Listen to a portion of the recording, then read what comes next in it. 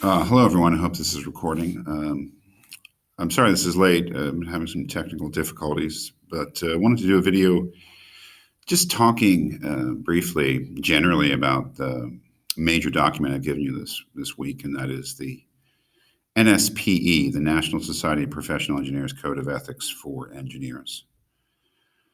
There are many different codes of ethics in engineering, mainly because there are many different engineering societies, which is an important thing to note regarding engineering as a profession. Doctors and lawyers have one professional society in America. Engineers have many, and that is, probably not such a great thing in terms of the status of engineering as a profession. Has to do with the history of engineering, maybe even the nature of engineering. But the NSPE Code of Ethics, I think, is the one that is, I would say, the most universal. That is, there are codes of ethics for mechanical engineers, for electrical engineers, I believe for civil engineering. I don't know. None of you are civil engineers, though. That's another interesting thing about Drexel. Civil engineers are not required to take this course, which is too bad because, as everyone knows, civil engineering is the most corrupt form of engineering there is because it has to do with government contracts and the building trades. But that's neither here nor there. Okay. The NSPE is indeed a society for PEs, that is, for people who have gotten their PE license and are, licensed professional engineers. But the Code of Ethics is meant to apply to all engineers, not just PEs. So I think that it would not be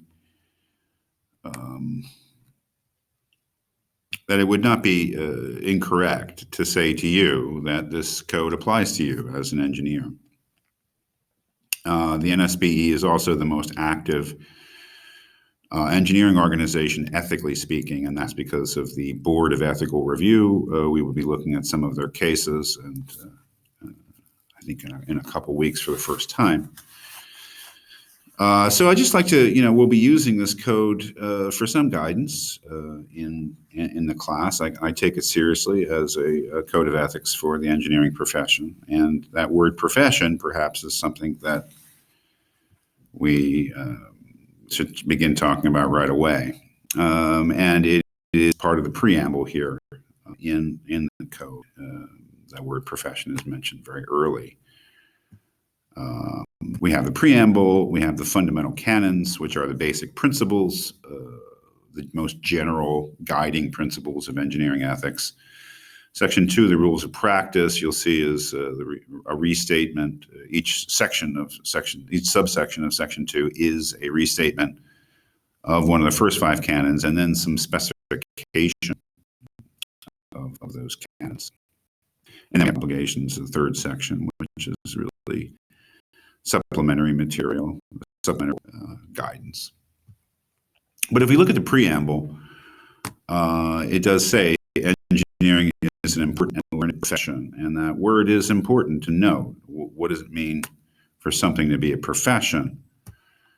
Related question, what does it mean to be a professional? Well, the word professional, of course, is used in a broad sense to mean anybody who does something for a living. Professional musicians, professional athletes, professional gamblers, professional this and that. Just somebody who does something gets paid for it is a professional, I suppose, as opposed to an amateur. That is not the meaning of professional that we'll be dealing with. The meaning of the word professional in a class like this, which is essentially a class in professional ethics, is a member of a profession. And I would say that sports, music, and gambling are not professions, whereas medicine, law, and probably engineering are professions. And so then that, of course, raises the question immediately, what distinguishes a profession from something else? Well, that's something that we'll be looking at in the first few weeks of the course. But there's some hint of it right here in the preamble. Engineering is an important and learned profession. As members of this profession, engineers are expected to exhibit the highest standards of honesty and integrity, which immediately raises the question of professional ethics. Is there a particular ethic that professionals, and especially engineering professionals, are beholden to that the rest of the world is not? Well, that's the idea. The next couple of sentences are very telling.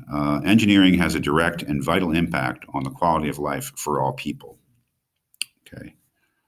Accordingly, the services provided by engineers require honesty, impartiality, fairness, and equity, and must be dedicated to the protection of the public health, safety, and welfare. Well, that's incredibly important. Couple of sentences there. Note the logical connection with the accordingly in the second sentence there. Engineering has a direct and vital impact on the quality of life for all people. Accordingly, and then the ethical obligations of engineers. The idea is that engineering is a special occupation, which is true of the other professions as well, insofar as its impact, or at least its potential impact, on people's lives is so great that the people who practice that occupation, engineering, must hold themselves to an ethical standard, which is explicit. And this is the making explicit is the code, what that ethical standard is. And to my mind, this is probably the best defining, if we're looking for a defining feature of something being a profession, this is it. That is, if the occupation has to do with something which is incredibly important to people's lives, then it is probably a profession, or at least it fulfills the major criterion for being a profession. Oftentimes, when we're talking about professions or engineering as a profession, we look to medicine and law for guidance because they're more established as professions. And if you think about what doctors and lawyers do, doctors deal with people's lives and health, their bodies.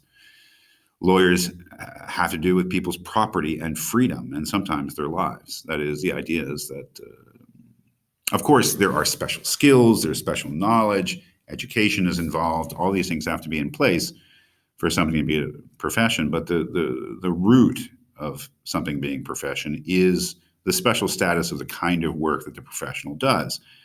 And as the preamble says, the vital impact on the quality of life of the people. So if you're wondering like why you're taking this course, and perhaps why I'm presenting you with the kind of course that I am, it really is right there. The idea is that engineering is different than an average occupation because of the potential impact it has on people.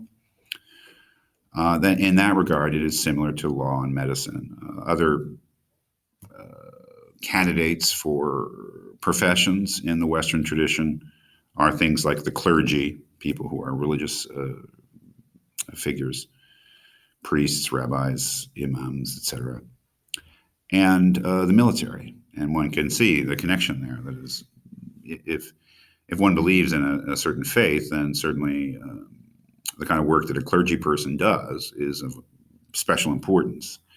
If one thinks of the security of the country as being the responsibility of the military, then you can see also very, that notion of a vital impact. So, take a look at that preamble. I mean, does seem like it's just boilerplate, but it does contain some important ideas, which, if you think about them, kind of explain, again, why you're taking this course, why engineering would have a code of ethics, things like that.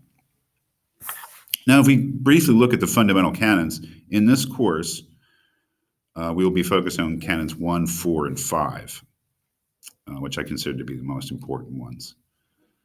And especially canon 1. Canon 1 is I would say, is the heart and soul of engineering ethics, and it's something we will be looking at in detail, and that is the duty to hold paramount the safety, health, and welfare of the public. Again, that is, I think, the most important, the most definitive of engineering ethics, and what makes engineering ethics as professional ethics different from other forms of professional ethics. And frankly, it is the root of a lot of conceptual and ethical problems in engineering ethics because of the nature of the first canon, which I will talk about in another video.